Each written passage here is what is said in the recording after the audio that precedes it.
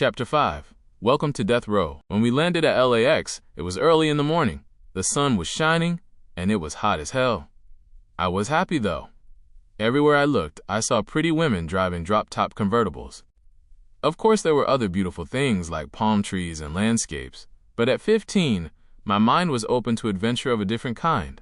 The scenery made me feel like I was in a movie. It was perfect.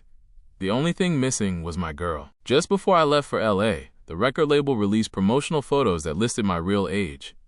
When Trina found out that I was only 15, she went ballistic and cut off all communication with me. I was heartbroken, but the LA sunshine was just the cure I needed. The following day, Pitbull had meetings set up with Capitol Records, Scotti Brothers, and Warner Brothers Records. He had also set up a meeting with Black Tie Records. This was the label that was run by the legendary R&B group, The Whispers. It was a great experience. I was in the studio with the same artists my father had listened to. They were there, in the flesh, singing and recording. When they came out of the booth, I had a chance to meet and sing for them. By the end of the week, they made us an offer. Things were moving fast, but there were more meetings with other labels, which included the possibility for more offers. The day before we met with Interscope Records, there was an earthquake. We had only been in LA for 3 days. As the youngest artist on the label, I shared a room with Pitbull. He was like my big brother. We had stayed up late watching the Gospel Awards.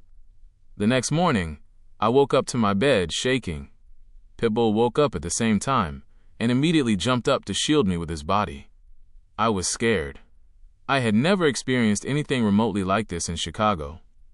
I didn't even know about that kind of natural disaster. It was the scariest shit in the world. Pitbull did his best to calm me. With his bohemian accent, he told me, "It's going to be okay." When the rumbling stopped, I noticed that the television screen looked like a rainbow had crashed into it. I heard a zap just before the hotel went pitch black. Shorty Capone came banging on the door, asking if we were safe. He came in with one of those fat pagers, the ones with a flashlight on it. In the halls, there was chaos. The locals were running to rooms and banging on the doors hysterically, while us out-of-towners were in a panic. The stairwell was so dark that we had to use the pagers to light our paths. It was scary. There were 20 floors between us and solid ground, and that building was swaying from side to side like a hip-hop church choir. We reached the bottom of the stairwell after what seemed like forever. In the lobby, the chaos continued. A couple of miles down, a freeway had collapsed and killed an officer. People were anxiously trying to book flights out of there, but they'd have to wait. Not even the airport was immune to the effects of the quake. Once the flights were back on schedule, 2 of the artists who had come with us left and vowed to never come back to California again. We had started our LA adventure with Shorty Capone, Kilo, Reggie Lamb, Chuck, Mark, Doug, and Pitbull. With Mark and Chuck on their way back to Chi, our crew was down to 5. It was all or nothing for me. Despite my fear, I was staying. But there was a large crack down the side of the building, so we had to find another place to crash. Once we found another hotel, I took a walk around the area to have a look at the damage. It was catastrophic, to say the least. But within a couple of days, people were beginning to try to return to their normal routines. For us, it was time to get back to business. Shorty had a contract on the table with Interscope Records. When we entered the building on Wilshire Boulevard, we were met with security and taken to the 12th floor, where we were greeted by a larger-than-life Death Row Records logo. While we were waiting for the Interscope execs, Suge Knight and the First Lady of Death Row at the time, Jewel, walked in. We followed them into the conference room, and once we settled, Suge said to me, "Bust something." I guess he thought I was a rapper. I quickly obliged and belted out the lyrics from my original song, Drive By. Suge stopped me mid-performance. "Wait a minute. I want someone else to hear this," he said. He walked out, and when he returned, he had 2 white dudes with him. I would come to know them as Steve Berman and Jimmy Iovine, the owners of Interscope. Of course, at that time, I had no idea who I was singing for. When Suge came back with them, he said to me, "Sing that song, homie." So I sang it again. Suge was like, "Oh yeah, Shorty, he tight." He was ready to do business. Shorty went for the big bucks. $350,000, he said, but Suge was the better businessman. He countered with $275,000. Man, we were celebrating before we even had a check in our hands. Death Row was like the Motown of the 90s, and I was happy to be there.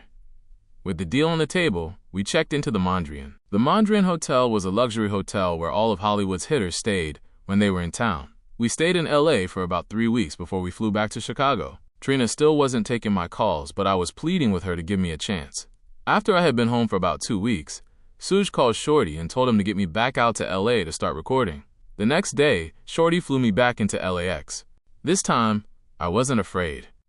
I had already flown there and back and survived an earthquake. Once I had gathered my luggage, I noticed a lady standing before me. She was holding a sign with my name written above the Jackson Limousine logo. When I got to the car, the driver grabbed my bags. It was all so surreal. They were treating me like a big-time celebrity. While riding in the limousine, I opened the window to make sure everyone could see me. The only limousine I had ever ridden in was for my Aunt Edna and Uncle Sonny's funerals. Now, I was riding in a luxury limousine, and it was just for me. When we arrived at the hotel, I damn near fell out of my seat. "Hello, sir. Welcome to the Beverly Hills Peninsula Hotel," the bellman said as he opened my door. They were treating me like a VIP. There was even a key waiting for me at the desk. A key for 15-year-old me? I ran fast as shit to my room and closed the door. The rate listed on the back of the door was $525 per night. What the hell? I had to look twice. I was tripping, because I was just a teenage boy from the west side of Chicago. Now I was staying where the stars stayed. And when I discovered that I could order anything I wanted and charge it to the room, it was on. All I had to do was sign the paper. It was Jewel that showed me how to do this, but that wasn't all she taught me. She and her friends would come up to my room early in the day, staying the entire night. They would be ordering drinks, food, getting massages and manicures right in the room. It really didn't matter to me. It was like one big-ass party for about 2 weeks. We were living it up. Not one dime had to come out of my pocket. I was living the life. Jewel would bring a new group of women every day. Shit, we were ordering Crystal by the dozens. At one point, everybody in the room had their own bottle. I never paid attention to how much any of it cost. On one of the days, Jewel came to my room alone. We ate, drank champagne, and got toasted. Jewel was bold, and if she wanted something or felt some kind of way, she would say whatever she felt. There I was, at the head of the bed, and she was sitting at the foot. She slid her body across the bed so that she could be closer to me. She leaned in and said to me, "Who is this crazy girl you got sprung, lil' boy?" I looked her in her face, and I said to her, "I'm not that little. Trust me, I'm grown. I'm 28 years old. Show me," she said with a seductive look. At this time, I was just barely 15 years old, not 28 years old. She was at least 10 years older than I was. I tried my best to beat around the bush because I was scared as hell, but that didn't stop her from wanting me to show her what the deal was. Before I could say the next word, she put her hand in my pants, pulled my dick out, and started doing things to me with her mouth. She was a beast, and I enjoyed every moment. Jewel and I kicked it like that a few more times.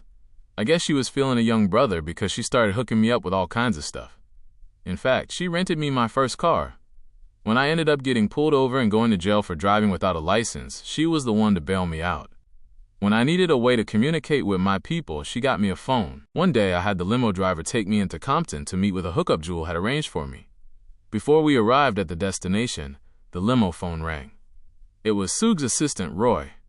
He asked the driver how soon he could have me back at the office because Sug wanted to meet with me. The driver told Roy that we were out in Compton, and that it would take at least 45 minutes for us to get back to the hotel. "No, you've got to be kidding me," Roy said. The next voice I could hear was Sug's. "A fucking idiot. Bring that motherfucker to my office now." Hearing Suge that mad put some fear in me. After all, he was Suge Knight of Death Row. I was afraid to face him, so I disappeared.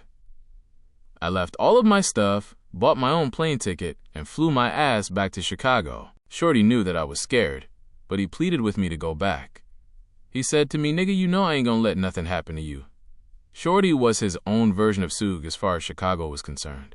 This was all the convincing I needed. Me, Kilo, and Shorty flew back to LA. When we arrived, Kilo stayed in his room, and Shorty and I headed to Sug's office. We waited hours for Sug to arrive. When he finally walked in, he was all in my face with his finger pointed damn near up my nose. "Do I look like I just fell off a banana truck?" he said to me. On the inside, I was shaking like a leaf. Shorty only sat there, watching. "So I know you young, but I will fuck you up. You spent $65,000 in 1 month." Sug shouted. "One thing that I don't like is a Hollywood motherfucker," he said. And that was it. After that frightening experience, I never gave Suj any more trouble. After being that close to death, I knew I'd better behave. Chapter 6, Thunderstorm. After my incident with Suj, I humbled myself and checked into the La Montrose Hotel in West Hollywood, which was hardly a downgrade.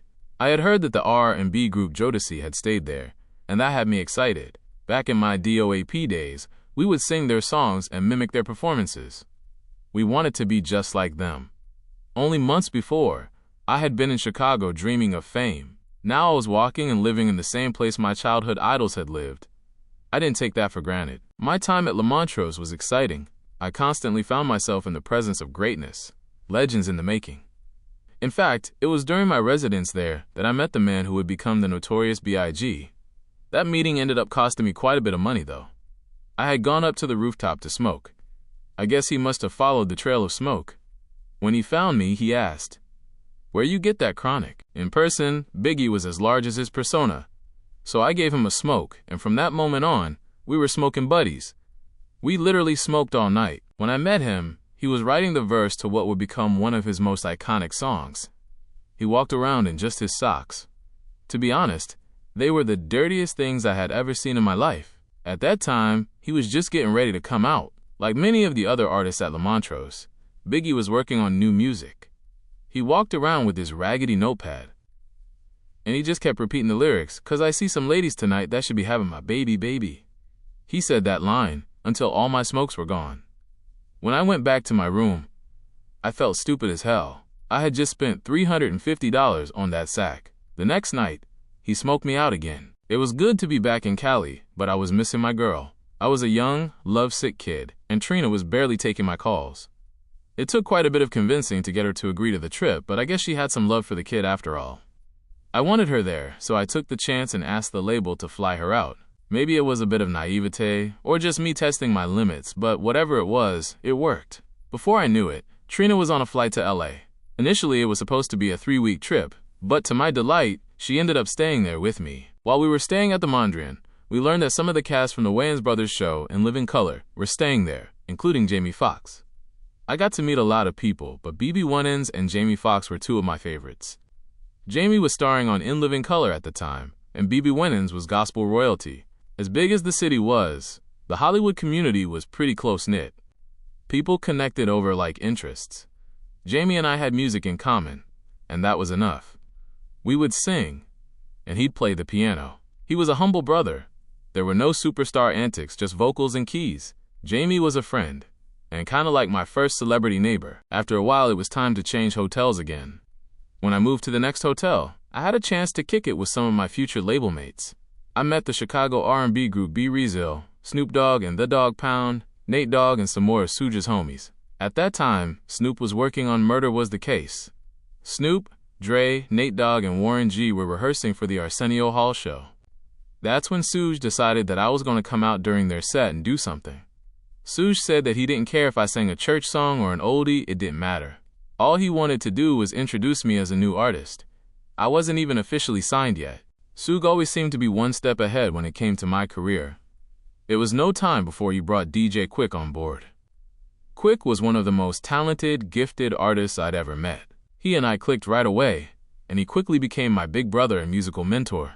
Quik was more than a rapper. He was capable of producing across genres. He knew how to bring all the greatest musicians together, and that's just what he did when we recorded Come When I Call.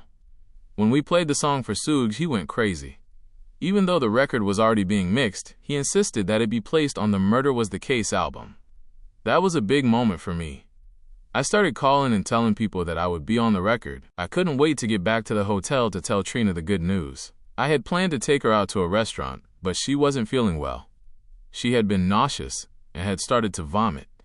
Trina could be mean, but during this time, it had risen to another level. All of the symptoms pointed to pregnancy, so we took a trip to the nearest CVS and picked up a test. When we got back to the room, 2 little pink lines confirmed our suspicions. We were going to be parents. The challenge of being a teenage parent was of little concern to me. I felt like an adult, and my career was on the rise. I felt that I was capable of caring for a child. I was excited, and so was Trina. I quickly called my mom to tell her the news. For so long, it had been my other siblings calling to tell her that she was going to be a grandmother. It was finally my time. My mother was over the moon. "When is she due?" she asked. I could tell that she was smiling from ear to ear, but when I asked her to give consent for me to marry Trina, she said, You already married. I'm your wife. I'm certain that she would have made it happen if I pressed her, but the subject of marriage was short-lived. For the moment, we were focused on becoming parents. Things were going good for me. I was working on my album and preparing to do Arsenio. I couldn't wait for my mother and grandmother to see me on television. It was hard for my grandmother to believe that I was actually working in LA, because people had begun to spread rumors. They told her that I was actually in LA selling drugs. When I would send my advances home to my mother and grandmother, it only fueled speculation. I didn't want my grandmother thinking that I was sending her drug money. Seeing me on television would finally put the rumors to bed. But we never made it to the Arsenio Hall show. At the last minute, Snoop, Dre, and their crew decided to back out. They all came up with excuses, but whatever their reason, I secretly believed it was in response to Suge pulling Warren G so that I could perform. After the fiasco with the Arsenio Hall show, I started to focus on the promotions for my record. There was a bit of a buzz as my name was popping up in magazines, and my image was on wrapped vehicles and all over BET and MTV. I was so happy because I now had proof. When I sent home copies of my promotional album, I finally had something to show my grandmother to prove to her that I wasn't selling drugs. It wasn't the church music I had grown up singing, but I was singing nonetheless. Before this, I had been known as the church boy, but this was something totally different. My mother was so proud that she took one of the albums to church. It was a big deal because she was on the pastor's aid committee. To her defense, she had no idea about the lyrical content. She was just a proud mother, sharing her son's accomplishments with her church family. I don't think that she or my grandmother paid any attention to the lyrics. I was talking about sex, and quite explicitly. To my delight, they didn't harp on my marked departure from gospel.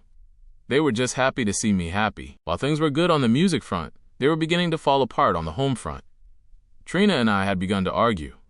Trina was older and more mature, but I thought she was being too motherly. I was hanging around guys who handled their women differently, so I began to bring that behavior home. I started feeling myself. I would call her out of her name, disrespecting her at every turn. Trina was right about a lot of things, but I couldn't get past her anger. In my mind, she was mean. In her mind, I had become someone other than the guy she had fallen for. Our relationship had gotten so bad that when we returned to Chicago for the holidays, I was in a limo to my grandmother's house, and Trina was in a town car on her way to her mother's. When I arrived on 19th and Trumbull, there was a sea of people there to greet me. Everyone was out there, my childhood friends and I, and even some of my childhood bullies were in the crowd. People who had once made fun of me were out in the crowd trying to catch a glimpse. It was crazy. The limo waited out front while I went into the house and took a nap on my grandmother's high bed. When I woke up, my grandmother had my Aunt Diane make me breakfast with my favorite slab bacon, the thick cut that takes an hour to chew. It was good to be home. When I finally went back outside, all my buddies were out there waiting for me on the porch. Those who could fit piled into the limo, while the rest of the crew followed behind. We partied all night long, and into the next week. I gave to every person that asked. By the time I left, I had spent $15,000 partying, shopping, and just giving money away. It felt good.